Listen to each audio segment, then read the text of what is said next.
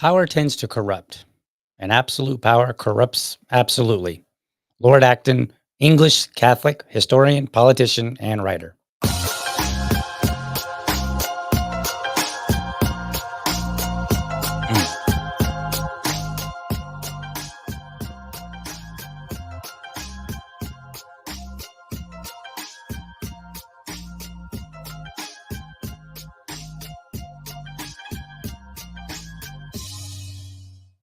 All right, welcome to another morning episode of the Liberty Dad Podcast, a discussion on politics and culture. I'm your host, DL, America's most objective libertarian. If you're tuning in live, then I especially thank you for giving me your time so early. Is President Trump overstepping his legal authority by creating DOGE or having created DOGE, the Department of Governmental Efficiency? After all, it is Congress who must use legislation to create an agency and define the functions and duties of those running the agency and fund them. Perhaps Executive Order 14158, which creates DOGE, follows the law and is more clever than people realize. All right, so check it out, guys. I saw this simple breakdown. I believe it came from 4chan of all places. 4chan, like, does anybody ever think they're gonna get meaningful advice on laws and what our government is doing from 4chan? I mean, we've all seen some of the stuff that comes out of there. Well, I saw this and it's pretty straightforward. And I was like, this would be a great opportunity to do a couple of things. Number one, let's review what they said and let's compare it to Trump's executive order that created DOGE. And then on top of all that, with our bill reviews, oh, Bill's over there. I'll get him in a minute. With our bill reviews, uh, let's compare it to the Libertarian Party platform. Now that could be dangerous, right? Because right now, here's what's going on. President Trump is elected. He's doing a lot of things that excuse me, got something going on with my throat here. All right. So he's doing a lot of things that many of us were like, hey, government should do this or should stop doing this. Right. And now we're seeing it. So like, I don't know. Is it really the right time to complain if there is a complaint to have? Well, for libertarians, if you know us, there's always a good time to complain. It's always the right time, right? Like that's what we do. But here's what we should be doing. We should be evaluating things objectively and critically. And we should say like how does it compare to our platform? How do we think about this in real life? Because at the end of the day, you can have a vision of how the world ought to be, but then you have to dial it back and say, all right, what is the world that I'm living in now? So, in order to do that, we first have to understand what does this executive order even do? So let's pull up this image here real quick. And this is this is the 4chan image. I believe it's from 4chan, right? Yeah, I'm pretty sure this is 4chan. I don't go to 4chan, so like I have to rely on when I see something go, oh yeah, that's from 4chan. I don't think I'm trying to remember. I'm I'm 46. I've been on the internet since dial up. So like the 90s. And I don't think I've ever been to 4chan. I've been to a lot of places on the web, very terrible places, but, um, it I've probably perused there once or twice. I can't think of the last time or any time that I've ever been to 4chan. But anyway, so here's what it says. It says, so this is referring to Doge, and this says, "Be me, lawyer, actually reads Trump's DOGE executive order, expecting some illegal power grab, but it's airtight. Turns out Trump and Musk didn't create crap. Obama did. Obama created United States Digital Service, USDS, in 2014. Was meant to fix Big Mike's tranny BFF's website after it launched as a flaming pile of DEI crap. Okay, I don't really Big Mike is referring to Mike, the name of the person that he was a technology engineer, and he was brought in with the USDS to improve the site, and a little bit more than that. So let's see, going on. It says bureaucratic patch job to fix the Obamacare website meltdown. Everybody remember that? It was like I don't remember the numbers, but they were supposed to spend so many millions or whatever, and then it ended up being like a whole bunch more millions, and then it didn't even really work, and then and they were behind schedule. It's like it was just a disaster. I remember that. Fast forward to 2025, Trump rebrands it DOGE, United States DOGE Service, keeps the acronym because it was already fully. I'm sorry, keeps the funding, but gives it a whole new mission: find the receipts, legally untouchable because it was already fully funded and operational. Trump invokes 5 USC, United States Code 3161, which allows him to create temporary hiring authorities. Doge teams get embedded inside every single federal agency. Each team consists of a lawyer, HR rep, Zoomer nerd, and an investigator. They report to Doge, not the agency they're embedded in. But wait, there's more. Oh man, I should have grabbed that Billy Mays. Like, but wait, there's more. That could have been so fun. Oh well. I tried to do my best impression of it. Anyway, uh, Trump invokes 44 USC Chapter 35, which governs federal IT and cybersecurity oversights. And since USDS was originally an IT oversight body, DOGE now has full access to all federal data systems. Yes, all of them. Executive orders written to block legal challenges includes language that overrides conflicting executive orders, orders every agency to comply, refusing means they violate presidential authority. Congress can't defund it because it's not a new program, just a repurposed one. DOJ can't sue for overreach because Trump used existing laws exactly as written. Dems trying to file legal challenges, but they run into standing issues because DOGE operates within existing frameworks. Obama literally built the perfect deep state IT backdoor. Trump and Musk just hacked the system and took the admin controls.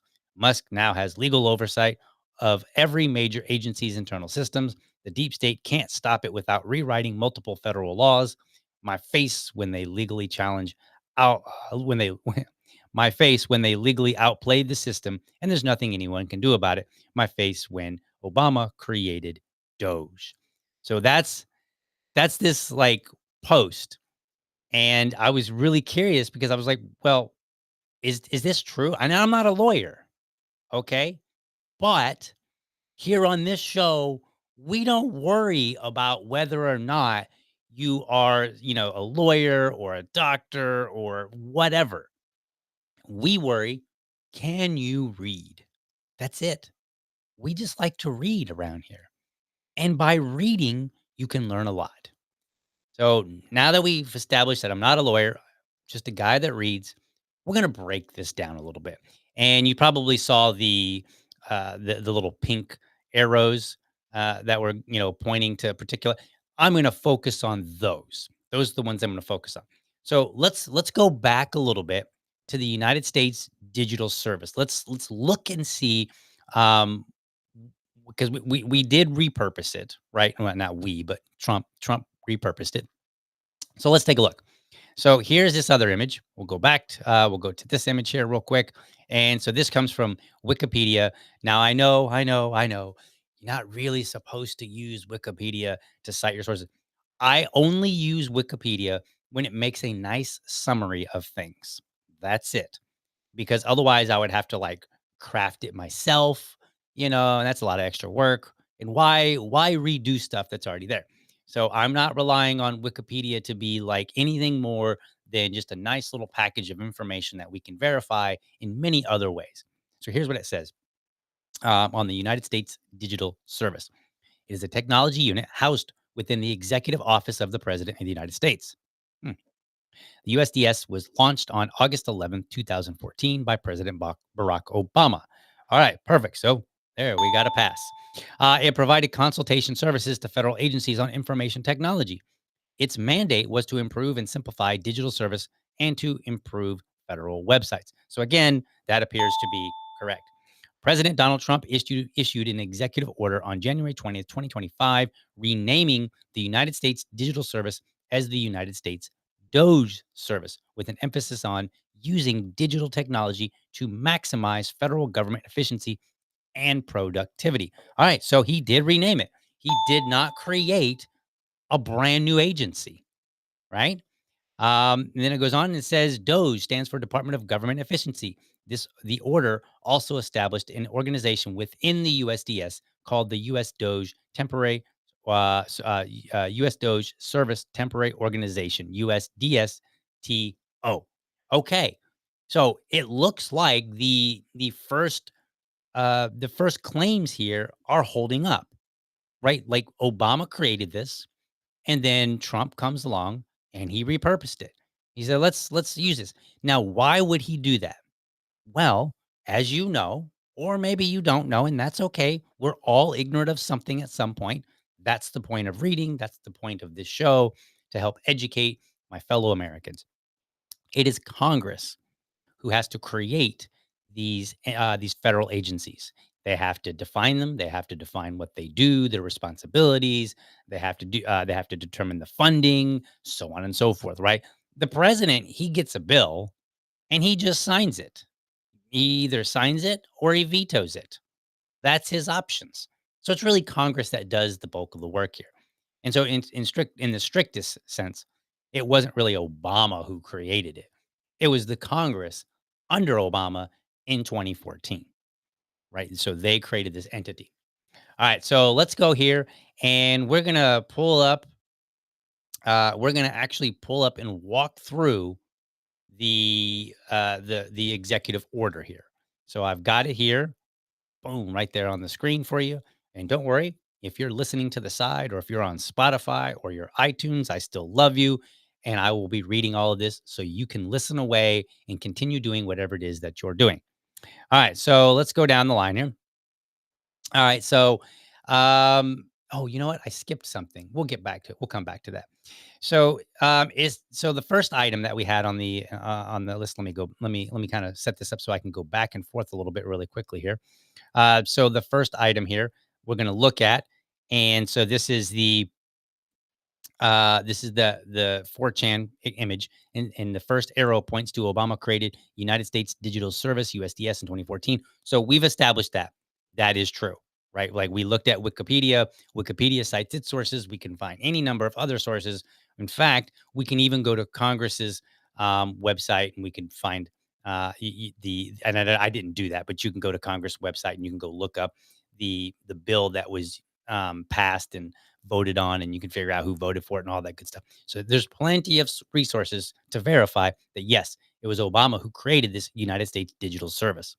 So then the next arrow points to keeps the acronym, keeps the funding, but gives it a whole new mission, find the receipts.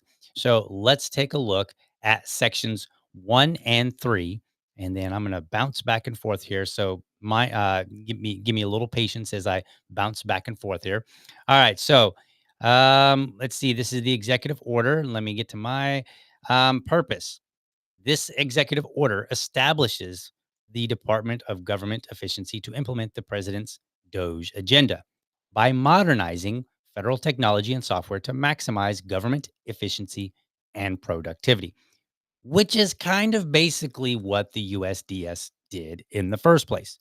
So, in repurposing this, he just basically says, like, look, I'm going to create this entity, I'm going to establish this entity that utilizes this existing entity to effectively do the same thing if you want to be more vague in the wording, but more specific. He changes the specifics. Like, okay, you've got this general wording of like maximize government efficiency, modernize things. And then you're like, okay, what does all that mean? Well, in this particular case, it means go through and look at the actual data of what money's being spent where.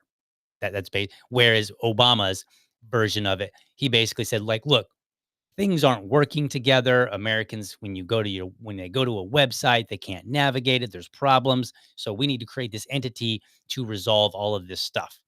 Right. And so that's what happened. So then we skip down here to section 3. The United States Digital Service is hereby publicly renamed as the United States DOGE Service. So from USDS to USDS, and shall be established in the executive office of the president. Okay, looks like that happened. No, now let's back up a little bit here because I want to show you some headlines at the time, and I think this is actually pretty interesting. So we go back here to some headlines here, and it says White House. So this is from the Washington Post in 2014. White House launches U.S. digital service with healthcare.gov fixer at the helm. The idea behind the USDS, as the White House has taken to calling it, is institutionalizing the approach that saved the healthcare side and applying it to something, something, something. I don't have the full sub headline there. Like, okay, so it was created to resolve the issues that we're having already. So then we move on and let's see what we got here. We go to the next one, and it says from Fast Company. This is in 2015. It says President Obama has quietly recruited top tech talent from the likes of Google and Facebook. Their mission to reboot how government works. So Obama himself said, all right, I need some tech genius. I need some nerds.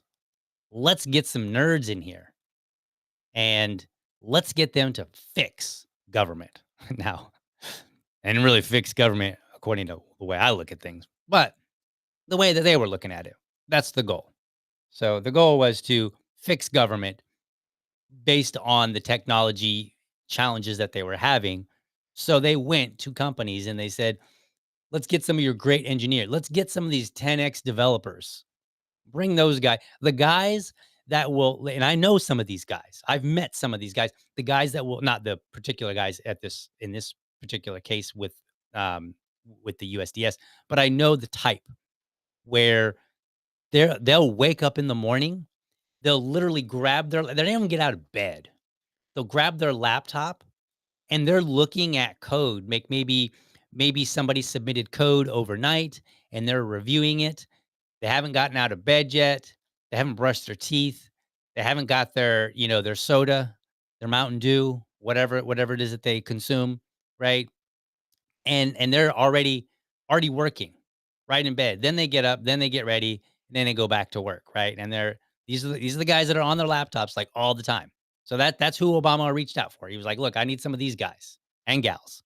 Like I need some of these people that are just that focused, hyper focused." Okay? And so he got them. Let's see what else. We got one more headline here. The secret startup that saved the worst website in America. This is from the Atlantic. The story of a group called the Marketplace Light Team. I'm sorry. Let me re-say that so it sounds a little bit more smooth. The story of a group called the Marketplace Light Team has yet to be told. These are the designers and developers, mostly younger than those in the tech surge. So they went out and they were like, your best and brightest, right? I want the people that are working in bed, that are maybe even coding from their phones. I think you can technically do that, but I'm exaggerating for hyperbole, right? We want those folks. And he got them. Obama got them, and then they fixed this terrible website so that it was functional.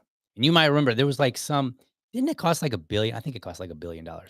So anyway, so these are some of the headlines back in the day. So we know we can go back and we can look at the headlines. We can look at all sorts of resources that we can say, okay, yeah, as it turns out, that's exactly what the USDS was about. All right, so it's been established, and now DOGE is established. DOGE is like, all right, well, we're just gonna kind of we're gonna massage this a little bit. We're gonna change some things up here because we still need this tech talent, but now we're gonna use the tech talent in a different way. We're gonna use them to find some receipts. So let's go back to our executive order, and we're gonna go to section 4 here. So we'll go down to section 4. All right, and it says, so this is titled "Modernizing Federal Technology and Software to Maximize Efficiency and Productivity." It says the USDS administrator shall commence a software modernization initiative to improve the quality and efficiency of government-wide software, network infrastructure, and information technology systems. Among other things, the USDS administrator shall work with agency heads, keep that in mind, to promote interoperability between agency networks and systems, ensure data integrity, and facilitate responsible data collection and synchronization. Okay, so it's basically like, look, you got all these departments, and we want to collaborate with them all and evaluate all of their systems and modernize them. We're going to improve them. So now we're the only major difference here is that we've went from let me what is that? Okay, I think it's cutting off some words on the screen, so I apologize. Um, so what we're going to do now is we're going to look at the systems themselves. We're not just focusing on this website and making sure that it's functional. We're gonna look at systems in general. Okay. And then it says the agency heads. Let me scroll. Let's scroll down there. Agency heads shall take all necessary steps in coordination with the USDS administrator and to the maximum extent consistent with the law to ensure USDS has full and prompt access to all unclassified agency records, software systems, and IT systems. USDS shall adhere to rigorous data protection standards. So, you're hearing all this like, "Oh man, I can't believe that an unelected guy has my social security number." Like a lot of people are saying that. Well, as it turns out, for starters, like these agencies were never elected in the first place. Just in case people were curious. Like I know my audience should know this, but they weren't elected, right? And the agency heads weren't elected. They were selected by the president, right? Like they're part of the cabinet. And so therefore, a lot of unelected people have had some level of access to your information. Now it depends. Like I work for corporate America and I understand how some of this access works. I might be in a particular role where I have access to information, and then I switch roles to another department that does something maybe entirely different, has needs for different systems. I get access to those systems, and sometimes my access isn't necessarily removed, right? And this is very common. This is not uncommon. It happens in business all the time. I would imagine it happens a lot in government. And there's reasons for that. I didn't not necessarily good reasons, but there are reasons for this. So therefore, this is not really out of the ordinary. This is just kind of like for me, when I read this, I say this seems to be specifying or reiterating the what already exists, right? But it also is really interesting because it says all unclassified agency records. So if it's classified information, then these new employees don't get access to it. But I can assure you, the information the government has on me and you, like my our particular information is not classified. Now there may be some reports here and there, or there may be some lists that are classified, like, who are these libertarians that want to take down government? Let's put them on a list. This list is classified. We can't tell you. Right. And it would be like I wish I had a clever name for it, but I can't think of one.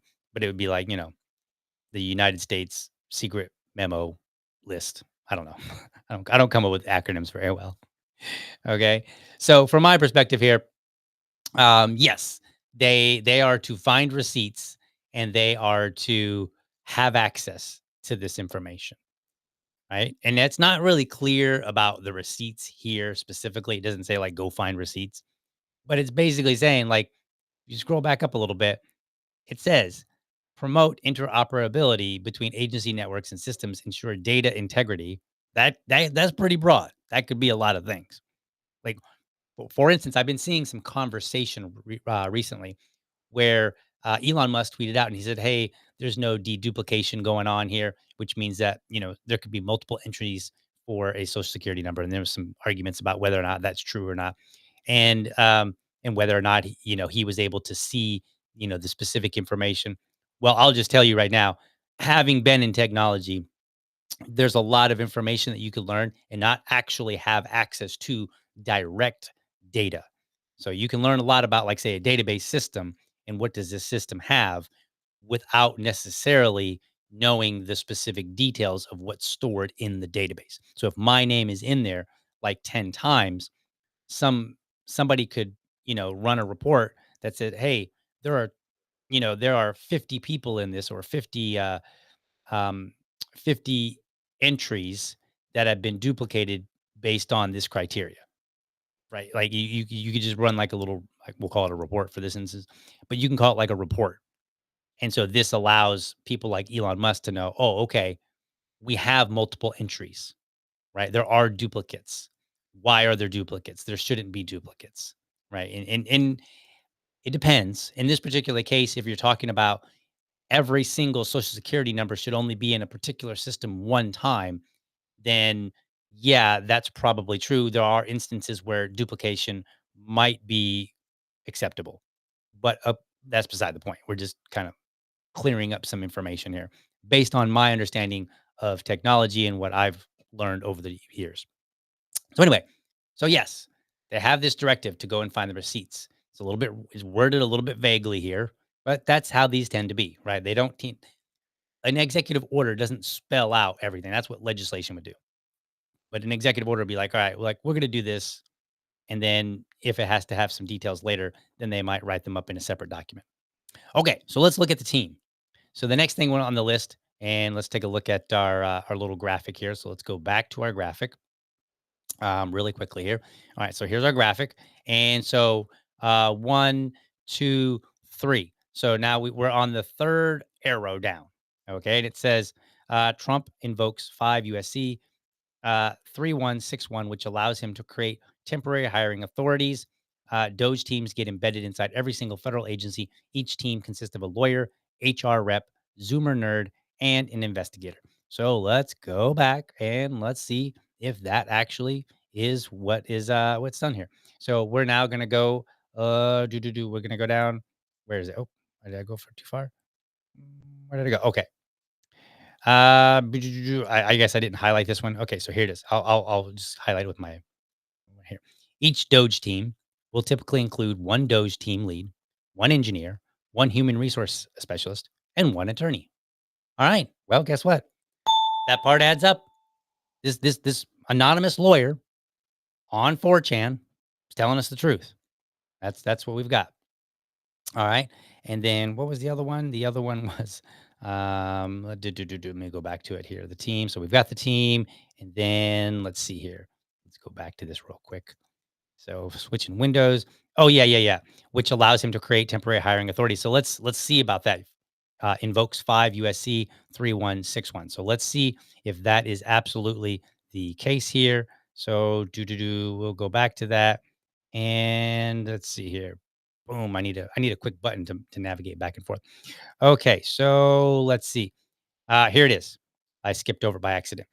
Under established, a temporary organization, right? It says there is further established within the USDS in accordance with Section 3161 of Title 5, United States Code, temporary organization known as the U.S. DOGE Temporary Service or Temporary Organization, right?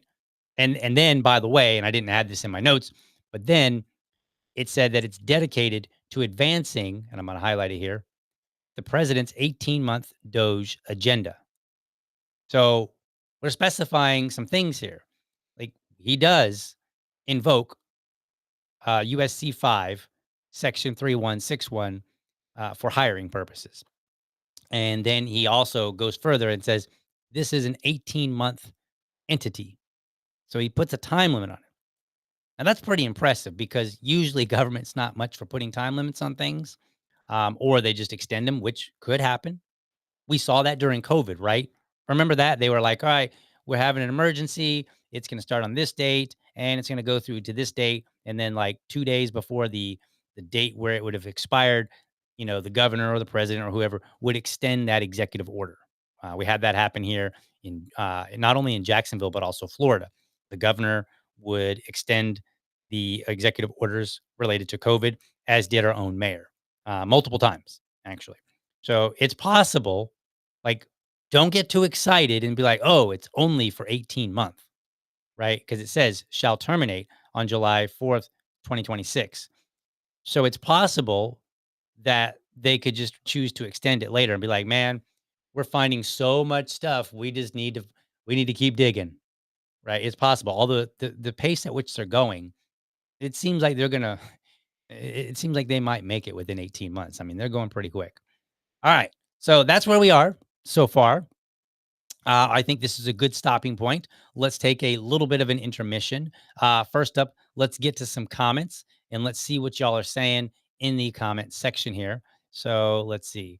And that audio seems to not be working again. I don't know what that. I'll have to double check that. There's supposed to be some audio playing. Make these comments a little more interesting. All right, let's see. It is way overdue, says J Riff. Let's put that up on the screen there. It's way overdue. It is. Like, at some point, it's amazing to me that Americans have tolerated this idea of allowing the government to not be audited in this way and reviewed. And I know that we get online and we're like, oh, US aid. Oh, look, this person's name was on there. And oh, look, this entity. The real problem, like, we know the government gives out money to all, they have all these grants and this and that. Like, that's not a surprise. And it's not a surprise that, it shouldn't be a surprise to anybody that somebody's getting it who really shouldn't be getting it, which is pretty much everybody, right? Like, pretty much everyone, maybe even everyone. But it's interesting that we've not really said, like, hey, somebody, you have a mandate now, go through and clean this up. Go through and figure out where money's going that maybe it doesn't need to go to, for any reason, whether it's corruption or whether it's just a simple matter of, hey, this person applied for a grant that was available and they got it, even though the grant shouldn't exist, and which means they wouldn't have gotten the money in the first place. So maybe everything went by the book. It's just that the book was wrong, right? So yeah, absolutely, it's way overdue. Let's see here. Time Surfing Alien says government controlled digital currency is just a mistake. Yes, yes, it is. Let's see what else we got here. Coming down here. All right, so this is interesting. I like this. Kagela says, considering past abuse, I almost don't care if he bends a few rules, glass houses, and kettles. If he can reduce the power of the gang, then I will call it a good thing. That's a tough one for libertarians because here's the problem. Because I agree, like, not necessarily in bending the rules per se, but I agree, like, I might be willing to be flexible on some things where I would otherwise not want to be flexible. Why is that? Well, our government is so entrenched with corruption and bureaucracy, probably the other way around, right? Bureaucracy, which leads to corruption. It's got so much of it that untangling it all in the proper way might almost be impossible. It might be that you just got to go in and just take a hammer and start swinging and then see what comes out of the walls. Kind of making a house renovation analogy here. Like, imagine you just go into a house and you take a sledgehammer, just swing it around, knocking walls around. You don't even care. You're just bashing walls out. And then, one wall opens up and you find some stuff hidden in it. And you're like, wow, look at that. Look what I found. I might not have found that if I had been more surgical. If I'd been like, well, that wall's probably okay, but this wall definitely needs, right? Like, if you think of it in those terms. And so, in a sense, you're right. Like we've got to do something, and we all know it. Like nobody's really surprised.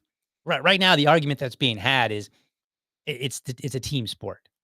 If the Dems were doing this, if it was Kamala Harris who got elected and promised to do the same thing and was doing the same thing, then the Republicans would probably be like, we would find all the corruption related to Republican, Republican friendly entities, right? And so then they'd be squawking, and the Dems would be like, yeah, it would be the conversation would be the absolute same, just reversed, just flipped. That's all. So yeah, I kind of agree. Actually, I think we do need to get in there and just start swinging a hammer and see what we find, because it is like that one poster said, it's long past due. All right, let's see. Let's go. Let's see what else we got here. Um, yes, this is a good hard time surfing alien says hard to fund black sites if we know where the money is going. It's true. It's true. It is harder to fund things that shouldn't be funded at all. Black sites, which would, if you're not familiar with the black site, it's just basically some like remote location where things happen that are not supposed to happen. They're off the books, right? And then somehow they get funded so that people can do whatever it is that they're not supposed to do. Maybe they're torturing people that they're not even supposed to not supposed to have. Maybe they're conducting experiments that they're not supposed to be conducting in the first place. And it's a black site. It's off, it's in some remote location outside of the US, you know, in a laboratory in some country that we pretend not to like, but we play ball with half the time. I'm not really saying anything specific here, but you get the point. Anyway, what else we got here? Um, let's see. This is interesting. Joe says Doge is behind pace from what I've seen. 76 weeks to save 2 trillion. They're at about 36 billion in 3 weeks. I've always I think there was an article that came out and it said that Elon Musk admitted that they may not be able to find 2 trillion. And I don't remember exactly the details of why he said that. I don't know. I don't know that it was necessarily because like, oh, there's just probably not 2 trillion. No, there's definitely 2 trillion to find. Um, However, I like this since we're talking about Trump here, right? I read a book of his a while back. It was one of those like how to be a billionaire type books, right? And he said in there that if you work really hard to become a billionaire, but you only make it to millionaire status, that's not so bad. And I think he's right. Imagine you're like, man, I would love to be a billionaire, and you work really hard. You're making connections. You build a company. It's growing. It's doing phenomenal, but you don't become a billionaire. You cap out at like 300 million. You're a 300 millionaire, right? I'm making up terms because I can, but you're a 300 millionaire. I mean, it's not so bad. Like, yeah, you didn't make it to the billionaires club, but you're not doing so bad either, right? And so like if we can't find 2 trillion, but we find like I don't know, 500 billion, but 1 trillion, 1.5 trillion, if we fall short a little bit, like we're still doing way better than we did before than we were doing prior to that. So I would consider that still somewhat of a win.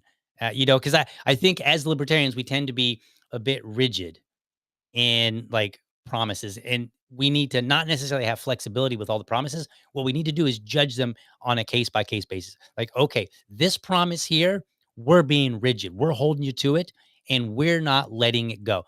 This one, yeah, we're gonna be a little more flexible with this one. You said 2 trillion you're gonna cut, but if you only cut 1.5 trillion, we're gonna call that a win because nobody's ever cut a trillion and a half. Like that just doesn't happen.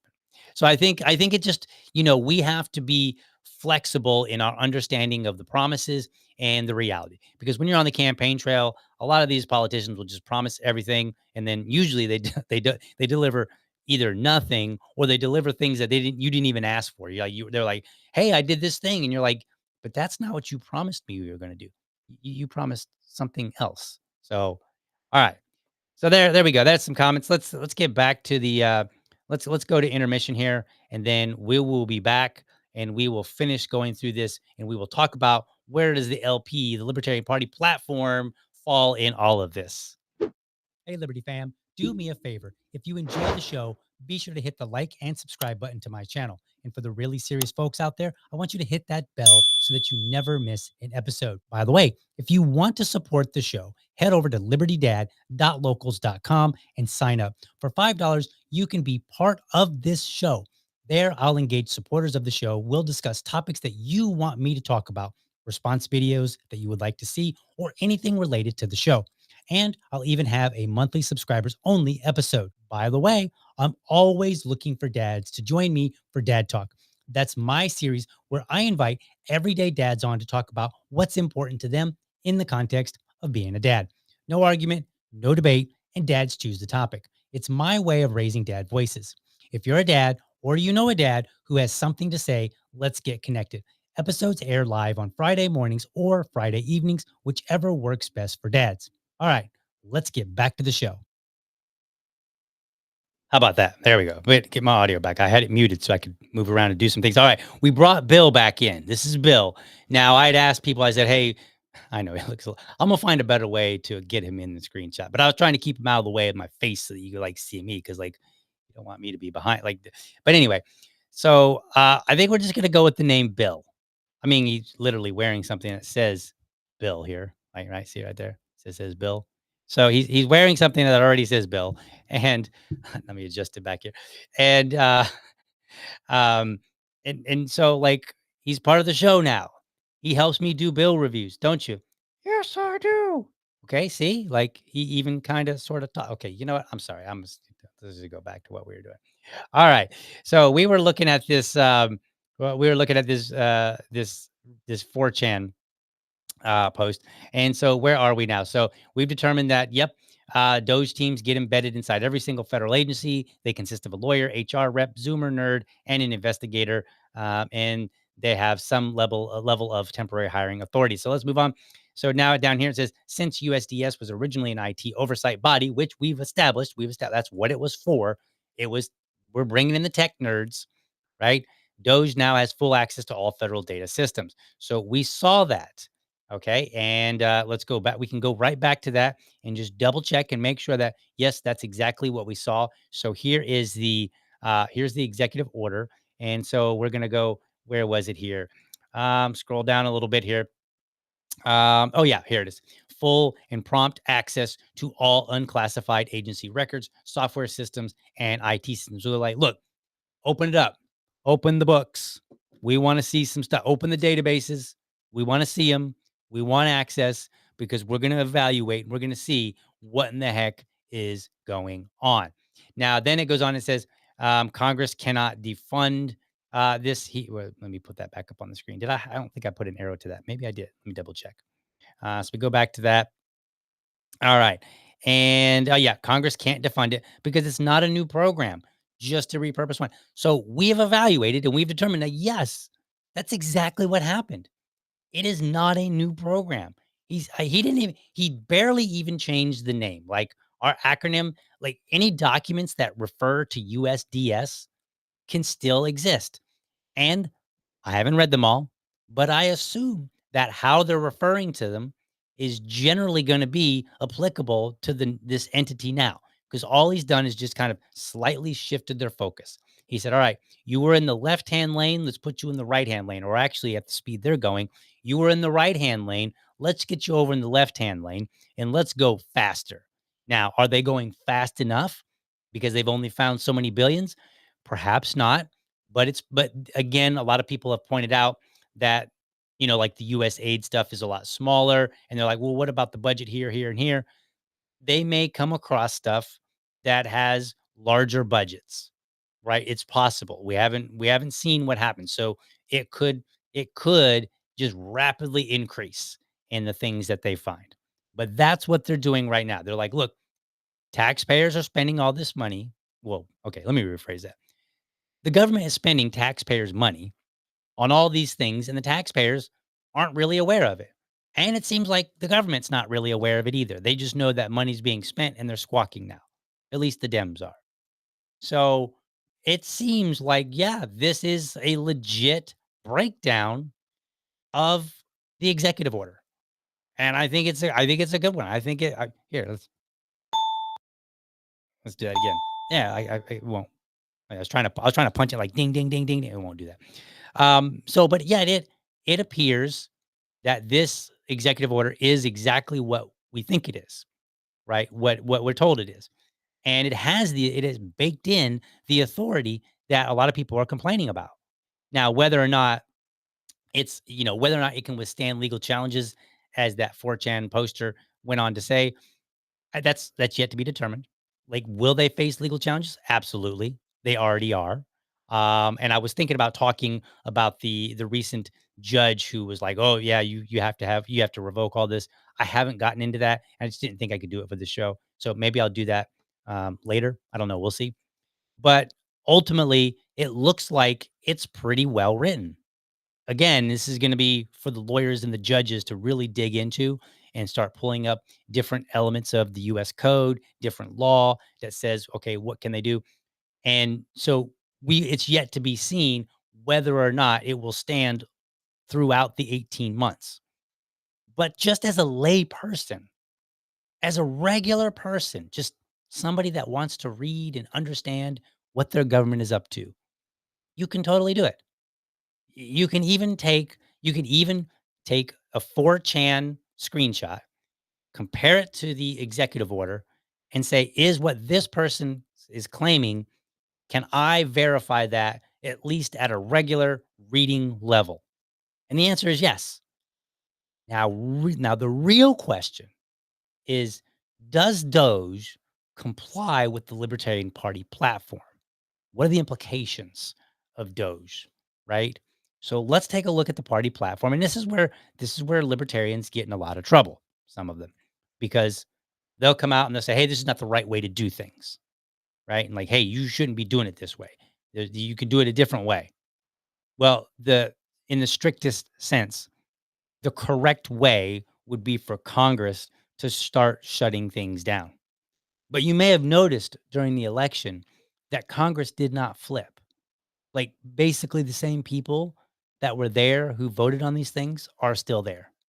There might be a few new names, and you might see there are a few Congress members who have come to their senses, but largely it's basically the same. And for those in Congress who have been there a while, those folks, they are going to be, like, they're going to be consistent.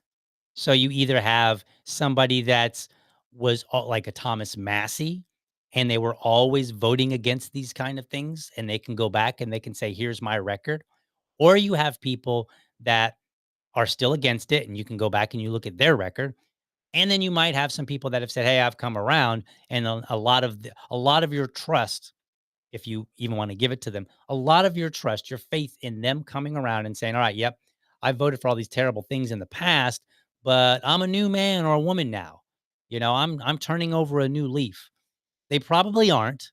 They might just be getting on board with the way things are going. They might be reading the room and saying, "I better come on board with this because if not, I could be primaried by certain billionaires who have a lot of money and have been talking lately about primarying anybody that gets in the way." Nicole Shanahan. That's a conversation for a different day. So, like, I look at it and I say, Congress hasn't really shifted yet. And it seems like Trump has.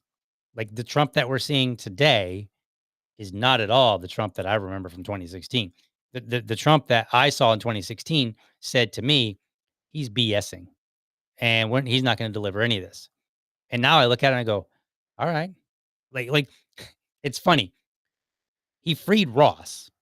And I was like, wow, that's huge. That's monumental. And then he kept doing all these other things. And I'm like, wow, that's even more huger. That's crazy. And I don't mean that to disrespect somebody who was locked up and shouldn't have been.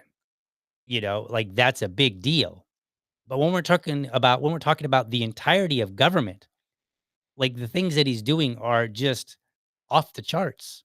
It's insane. Nobody does. Now, maybe I'll do a show and I'll talk about some of my conspiracy theories on why I think it's fair to even still be a little cynical about some of this stuff. Um, because at the end of the day, the question is, what's getting like our number no, the number one question is, are we just identifying where waste is and shuffling the money somewhere else? And then number two, or maybe this is the first question, will taxpayers still be taxed at the same rate that they were, that was providing the funding for things that shouldn't have been funded? Right? If that answer is yes, if they're still going to be taxed, then we still have a major problem. So, but first, the first thing is discovery, right? And I don't mean in the legal sense. We need discovery, like where is money going? If I look at our family budget and I say, all right, wife, we're gonna look at our budget, and I bet you we're spending money where we don't, right? And we start looking at it, we start pulling up our credit card receipts and all that stuff, and we go, oh wow, looks like we've been paying for this subscription that we don't even use. We've been paying for it for 6 months, right? So we've identified that. The next step would be to stop paying for it. Same thing applies in government. First, you identify where money's being spent. Then stop spending that money. Then, in the particular case of government and taxpayers, then you have to adjust your tax code and say, all right, well, since we're not spending all this money, this recurring money, that means we can do one of two things. We can apply that to our debt, or we can find some other way to deal with it, or maybe a little bit of both, right? Hey, we can apply that to the debt. We can apply some of it to the debt, but at the same time, we can give taxpayers relief, and we can start bringing the debt down and give taxpayers relief, right? So there's a number of ways that this can be handled. But the first thing is to identify what's going on. So let's get to the platform here. All right. So let's take a look. And bam, there's the platform for the Libertarian Party, the National Libertarian Party. So let's take a look and see what it says. And if we're just going to focus on what's relevant to Doge. Now, it doesn't say anything about Doge. Okay. But what it does is if we go to section 2.4 here, scroll on down, all the way down, we talk a lot about a lot of things. Government, finance, and spending. And this is under section 2, economic liberty. We are all about some economic liberty.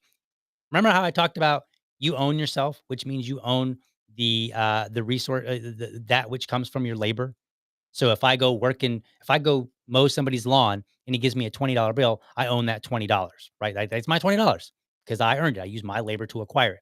Or if I go mow his lawn and he gives me, I don't know, a video game, like he's like, hey man, I'm going to give you this slightly used video game that you can have. It's on a CD. If you're a little bit younger and you happen to be listening, CDs were something that we used to use years ago. It's this round thing. It's like a circle. It's flat and you would slide it into your computer and there was information on it, and then you could use that information to like play a video game or to watch a movie. It's very old stuff, very old. You may have never seen it, I don't know, but for us olds, we all know what that is, and some of us olds can go back to like 8 tracks and maybe even further, but ultimately, like, if they gave me something in trade, then that would be mine. Why? Because I used my labor to acquire it. So, economic liberty is a big deal for libertarians because it's about self ownership at the end of the day. When you break it down, it's about self ownership. So, and it says libertarians want all members of society to have abundant opportunities to achieve economic success. And abundant opportunities means unrestricted. This is why when we're always like, you should unregulate, deregulate this, deregulate that. That's because regulations, they get in the way of opportunities. A free and competitive market allocates resources in the most efficient manner. Each person has the right to offer goods and services to others on the free market. The only proper role of government in the economic realm is to protect property rights, which boils down to self ownership. Adjudicate disputes. So if me and somebody in the chat agree that I'm going to mow their lawn and they're going to give me, I don't know, something that they have, they got, I don't know, they've got some new camera or something that I can use for my podcast equipment. They're like, hey, I got this old camera that's been sitting here. It's 1080p. It's not too bad. Here's what it looks like. Here's the condition it's in. And I go, yeah, I'll mow your grass for that. Well, this would be, and then later I mow the grass and they're like, yeah, I'm reneging on that. The government would come in and they would adjudicate that dispute, right? And then I would have to prove that they actually did promise it to me. So that's adjudicating disputes and provide a legal framework in which voluntary trade is protected. So they basically just like the job is to, okay, here's a framework so that everybody understands this, like how our society operates and what things like this would include things like transparency. It might say, hey, if you want to prove that, somebody promised something, you need to have it in writing, those kind of things. Like this is a frame. That's what a framework means. Then it goes on and says all efforts by government to redistribute wealth or to control or manage trade are improper in a free society. So basically, when you're getting in the way of free people economically associating with each other, right? Trading with each other, whether it's money or objects, you're in the wrong. It's improper. That's not what makes a free society. So let me go down to 2.4. All right. Government finance and spending. Since all persons are entitled to keep the fruits of their labor, see, I keep saying labor, we oppose all government activity that consists of the forcible collection of money or goods from individuals in violation of their individual rights and strive for the eventual repeal of all taxation. Let me summarize that. Very simple. Taxation is theft. My money, if you take it from me, it's theft. If I give it to you, we call that a donation. So you're either stealing it from me or I gave it to you voluntarily. All right. To further that end, we call for the repeal of the income tax, which we're hearing about lately. So that's kind of cool. The abolishment of the Internal Revenue Service, also hearing about that. And all federal programs and services not required under the U.S. Constitution. What do you think DOGE is doing? It's highlighting this stuff. It's saying, like, here's what they're doing and what they're spending money on. We can look and say, you are spending money on this? And then we can look at the Constitution and go, yeah, that's not in there. Get rid of it. Right. But again, we have to discover this stuff. We have to know exactly what's going on because there are thousands and thousands and thousands, maybe even millions of places where money is going, not listed in the Constitution. We oppose forcing employers to serve as tax collectors. So my company that I work for should not be forced, should not be told, you have to collect taxes from DL. We support any initiative to reduce or abolish any tax. Let me read that again. First 4 words. We support any initiative. Sounds like what DOGE is up to. It's an initiative that is seeking to reduce or abolish taxes. Again, by first highlighting them and then by shutting them down or potentially shifting the money from an unconstitutional place to a constitutional one. Now, will DOGE do it in the context of the Libertarian Party platform? Probably not. Will there be some things where they move money to, from one unconstitutional usage to another unconstitutional usage? Perhaps, right? It just might be a more palatable one to the Americans. So I'm not suggesting that DOGE is falling entirely in line here. I'm just saying that it's kind of there. And oppose any increase on any tax for any reason. Okay, so right now, it's gonna be hard to pass bills that add to taxes because all we got to do is be like, hey, yo, they're over here discovering where all this tax money is being spent, and you want to pass a new bill with and appropriate tax money for that? Whoa, are you crazy? Like, did you fall down the stairs at Congress? At the White House, at the Capitol, did you fall down the stairs?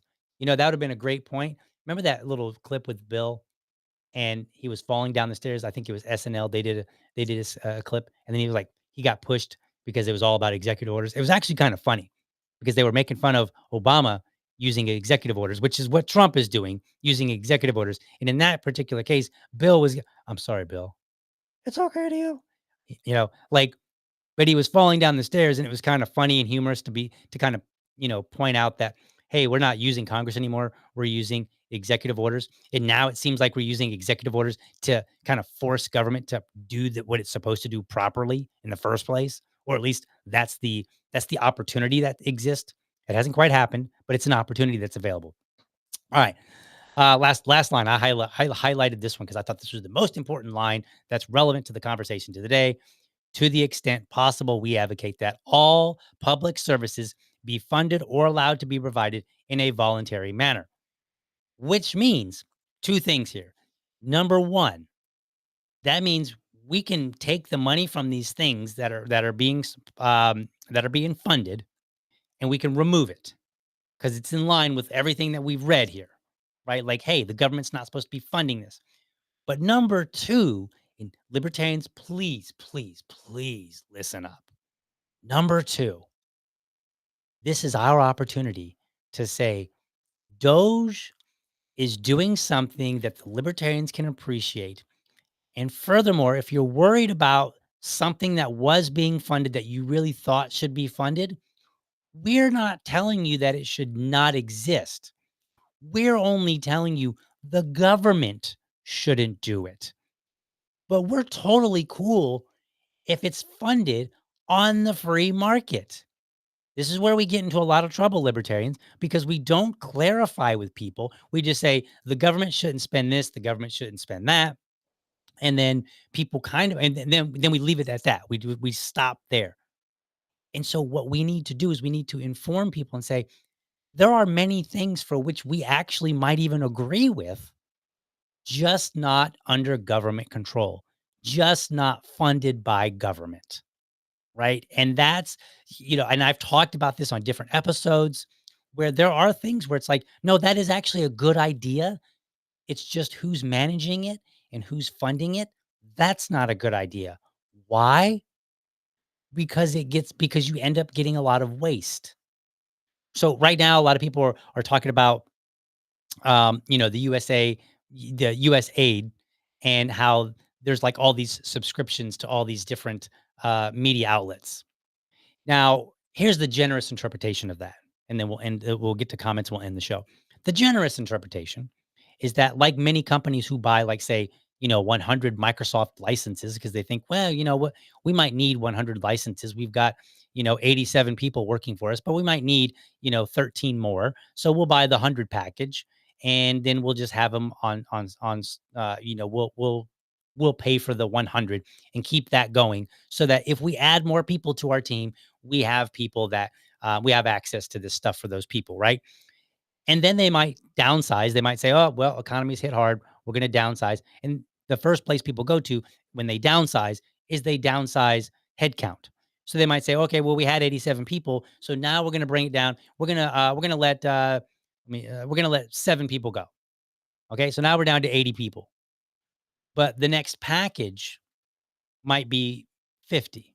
So you might have an opportunity to say, like, you can buy a Microsoft package for, where you have a number of licenses for different individuals. You might be able to get 25 and then 50, and then you might get 100. It might just double, right? And then you have to buy, you either get 50 or you get 100. So even though you're at 80 people and you don't need 100, and you didn't need 100 before you downsized, it might make more sense just because you still have to cover for 30 people, right? You follow me on that? Because, like, if the prior package available to you was 50, then and you have 80 people, well, you got 30 people that you have to account for. So that's the generous interpretation of what. But the more serious, the more sinister is that it's just they're basically laundering money. And so they're using these to launder money and support some of these political entity. I'm sorry, these media entities. And so either way, whether you're looking at it from a generous standpoint or from a sinister standpoint, is bad. One's just worse. That's all, right? Because the government shouldn't be paying for these kind of things. But that doesn't mean that people shouldn't have access to them, right? Like, I'm still okay with people, like, even if you work at the government and you have a subscription to the New York Times, I think that's okay. I just don't think that I should have to pay for it. You pay for it, right? Or find some other mechanism where it's getting paid for out of tax dollars. And again, I would oppose this. But in terms of finding a middle ground, you might be able to find an opportunity where that gets paid for, but the way that it's done keeps from having large amounts of money being spent for no good reason. Right. So there are ways to be, again, efficient. Department of Government Efficiency. And so the first thing that we got to do is get some efficiency going on. But before we can do that, we got to have some discovery and find out what in the world's being paid for. And from the libertarian standpoint, from the platform standpoint, I'm going to say this is good. It's a good thing, right? Now, it may not be the best, may not be the most optimal. I might be able to find flaw with it, but it's better, way better than what we had before. All right, let's look at the comments here. Let's see what we got here. We're gonna look at some comments and then we are gonna head on out of here. Let's see. Yeah, this is a good one here. I like this from Time Surfing Alien. He says, I want to add they suck at maintaining my road. They do. And guess what? Like, I know people complain that libertarians get that all the time. What about the roads? You sure love driving on the road. Actually, you know what? No, I don't. Do you know how many potholes I hit? I ride a motor. Okay, I'm gonna be honest. I ride a scooter. It's 300 cc, 350 cc. So it's not a little small one, but still, it's got like what 8, 17, 16-inch wheels, something like that. Not very big. So it doesn't take a huge pothole to potentially put a harm on my scooter and to put me at risk. I've seen potholes that if I hit them in the middle of the night and I didn't realize they were there, like I was going kind of fast and maybe looking off to the side and I didn't see it necessarily, in that moment, and I hit them, I could actually have an accident. There are potholes that could actually cause me to wreck. The Libertarian Party of Duval County, for which I am the current chair, we fixed potholes a few years back, and we were fixing one pothole and a woman stopped and said she thought we were with the government. She was like, "Hey, how do I submit to get a repair on my car? Look at the damage." And there's like scratches on the side of her car because she hit the pot. I think maybe a rocket. I don't know, but she had some damage that she showed us to her car, and we were like, "Well, you're gonna have to go to the government for that, right?" So like it's not that I like the idea of like you just don't like roads is kind of true. I don't like the roads the way they're being maintained. And perhaps they could be maintained properly if we weren't spending money on things that we weren't supposed to be spending money on in the first place. And I mean, arguably, like most people would agree. We can have the debate on whether or not they should pay for the roads in the first place. But roads are definitely going to rank higher up on priority than many of the things that we're uncovering right now. Let's see here. What else do we got? Do to do. Um, uh, Constable says, when are they going to repeal the NFA and GCA?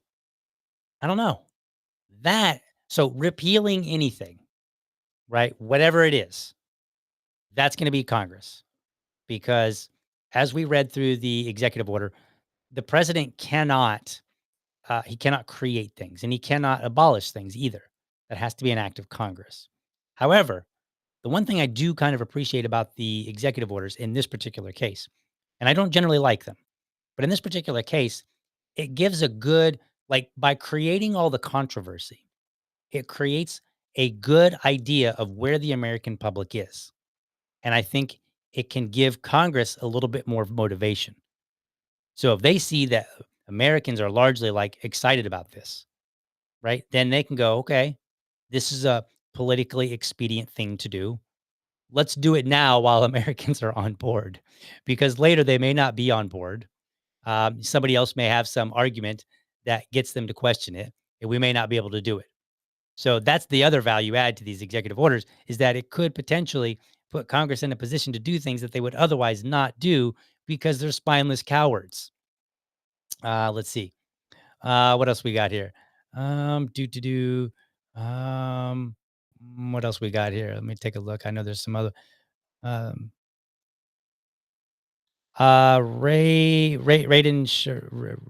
Raiden Shiraz says, I reported numerous potholes. All were fixed in a week. And sometimes that is true.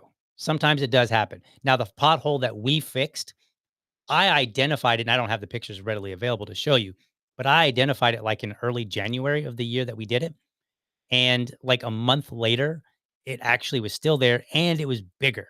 Like visibly, if I held the pictures up side by side, you'd be like, holy wow, it got bigger, like significantly bigger. So it does happen, but there is a resource limitation with government, one that they could free up by not paying for things that most people would agree are should not be paid for. So yeah, and Time Surfing Alien kind of points that out. Says he says, or they said, sounds like your road department is responsive, not so everywhere, and that's true. And sometimes like Jacksonville's a huge city. There's probably tons and tons of potholes. So they probably have to prioritize, and who knows how the prioritization works. They may have a certain amount of funding, blah, blah, blah. So there could be any number of reasons why they didn't get to the one, that we saw. Then you got places like Michigan, which I'm not even sure that they have, a road crew. So when you look at some of their roads. All right, folks, that's it for today. Thank you so much for watching. Hope you enjoyed this show. I'm going to get out of here, and I will see you guys again, guys and gals again tomorrow. So have a good one. Thank you for watching, and I hope you found this episode informative and inspiring. Be sure to catch me Monday through Friday, 7:30 a.m. for an informed discussion on politics and culture. Make sure that you're subscribed to my YouTube channel, or if you prefer my Rumble channel, you can go to youtube.libertydad.com, or you can go to rumble.libertydad.com. While you are there, let me know how I'm doing by leaving me a comment. You can also become part of the community by heading over to libertydad.locals.com. Remember, if you're a champion of liberty, your business is people and your product is liberty. I want you to have a great week. Catch you next time. But for now, I'm out.